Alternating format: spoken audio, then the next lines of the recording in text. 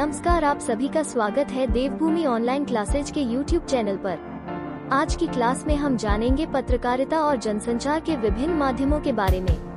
पत्रकारिता और जनसंचार माध्यम आपके उत्तराखंड अधीनस्थ सेवा चयन आयोग के सिलेबस में दिया गया है। यहाँ हम जानेंगे जनसंचार अर्थ, संचार के तत्व, जनसंचार के प्रकार, आधुनिक, पारंपरिक, आधुनिक जनसंचार के माध्यमों में शामिल हैं print media, electronic media, social media, वहीं प्राचीन या परंपरागत माध्यमों में शामिल हैं नुक्कड़ नाटक, राजपत्र, कठपुतली आदि। चलिए सबसे पहले जानते हैं जनसंचार के अर्थ को। जनसंचार का अर्थ है कि साधनों के माध्यम द्वारा जनता से संपर्क स्थापित करना। संचार शब्द की उत्पत्ति संस्कृत के चर धातु से हुई है, जिसका अर्थ है चलना। अब जानते हैं संचार के तत्व क्या होते हैं। मुख्य रूप से इसमें शामिल है स्रोत, संचारक, संदेश, माध्यम और प्राप्तकर्ता। अब शुरू करते हैं जनसंचार के आधुनिक माध्यमों के बारे में। प्रिंट मीडिया, प्रिंट माध्यम सूचना या संदेश को लिखित माध्यम से एक स्थान से दूसरे स्थान तक पहुंचाने का कार्य करता है। उदाहरण समाचार पत्र, पत्रिकाएं, पंपलेट आदि। अब कुछ महत्वपूर्ण तथ्यों के बारे में जानते हैं। पहली प्रिंटिंग प्रेस ग्यूटेनबर्ग द्वारा 1440 ई में स्थापित की गई थी। भारत में प्रथम प्रिंटिंग प्रेस गोवा में 1556 ई में स्थापित हुई। विश्व का प्रथम दैनिक समाचार पत्र मॉर्निंग पोस्ट 1772 इंग्लैंड से आया। भारत का प्रथम दैनिक हिंदी समाचार पत्र सुधावर्षन 1854 में शुरू हुआ।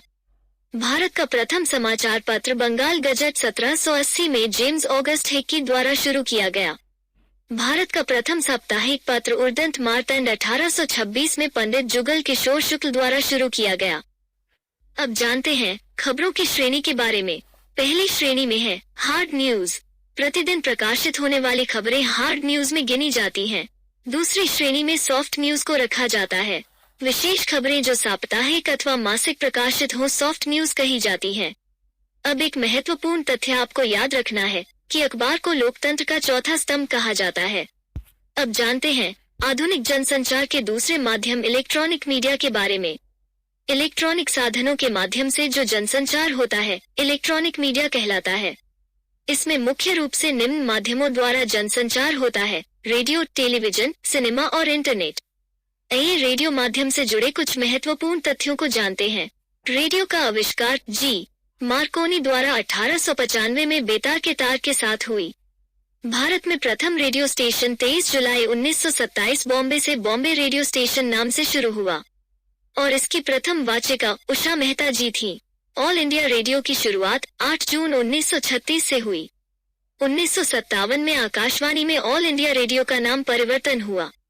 विविध भारती सेवा 3 अक्टूबर 1957 से प्रारंभ हुई। भारत में एफएम रेडियो की शुरुआत 15 अगस्त 1993 में मुंबई से हुई। विश्व रेडियो दिवस 13 फरवरी को प्रतिवर्ष मनाया जाता है। अब बात करते हैं टेलीविजन से जुड़े परीक्षा के महत्वपूर्ण तथ्यों के बारे में। टेलीविजन का आविष्कार जॉन लोगी बेयर द्वारा 1927 में किया गया था। बीबीसी द्वारा 1936 में टीवी सेवा शुरू की गई थी। बीबीसी को ब्रिटिश ब्रॉडकास्टिंग कॉरपोरेशन कहा जाता है। भारत में टेलीविजन की शुरुआत यूनेस्को की परियोजना के तहत 15 सितंबर 1959 को दिल्ली से टेलीविजन इंडिया नाम से हुआ। वहीं भारत में टीवी का दैनिक प्रसारण 1965 से शुरू किया गया। भारत में दूरदर्शन की शुरुआत 1 अप्रैल 1976 से हुई और टीवी पर प्रथम धारावाहिक हम लोग 1984 में आया। टेलीविजन के बारे में जानने के बाद अब टेलीविजन समाचारों के विभिन्न चरणों को जानते हैं। फ्लैश या ब्रेकिंग न्यूज, कम शब्दों में महज सूचना प्रदान करना ही फ्लैश न्यूज कहा जाता है। लाइव खबर का घटनास्थल से सीधा प्रसारण लाइव कहा जाता है।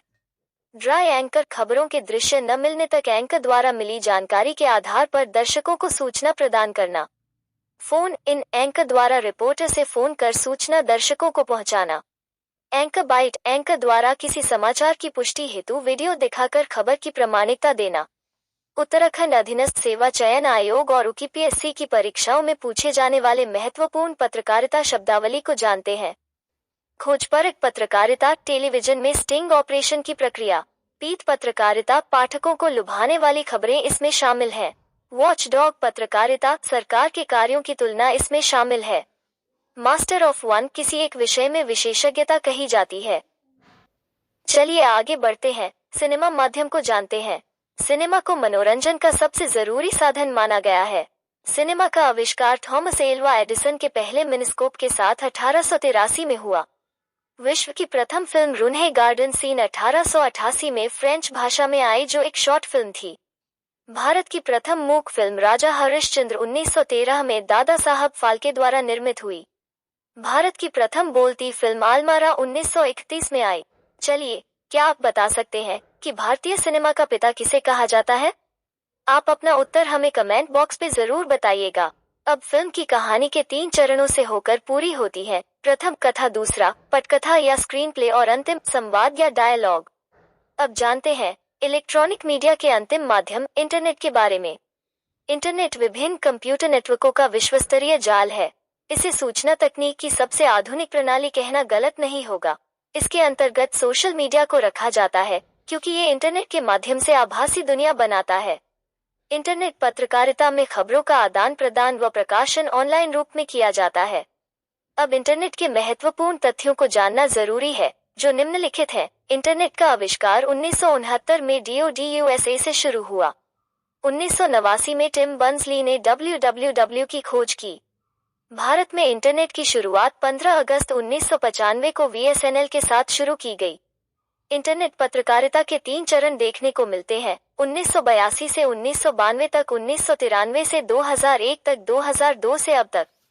इन सभी माध्यमों के बारे में जानने के बाद अब कुछ सामाजिक माध्यमों से जुड़े तथ्यों को जानते हैं।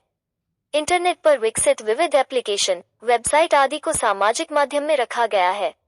उदाहरण ब्लॉगिंग, सोशल नेटवर्किंग एप्स, चलचित्र, फोटो आदि। जैसे सहयोगी परियोजना विकिपीडिया, ब्लॉग और माइक्रो ब्लॉगिंग ट्विटर, सामग्री समुदाय यूट्यूब, डेली मोशन। यहाँ ध्यान रखें, ब्लॉग को इंटरनेट डायरी भी कहा जाता है। तो आपने इस पूरे सेशन में जाना कि पत्रकारिता और जनसंचार किस प्रकार माध्यमों द्वारा अग्रसरित होता है। हम आशा करते हैं उत्तराखंड के आगामी परीक्षाओं में ये वीडियो क्लास आपको जरूर हेल्प करेगी। चलिए, अब आपसे मिलेंगे नेक्स्ट वीडियो क्लास में, जहां हम आपको पत्रकारिता से जुड़े महत्वपूर्ण प्रश्नों को प्रदान करेंगे। आपको वीडियो अच्छा लगे तो कृपया लाइक और अपने मित्रों को शेयर भी जरूर करें। आप सभी को उज्जवल भविष्य की शुभकामनाएं। जय देवभूमि, जय उत्तराखंड।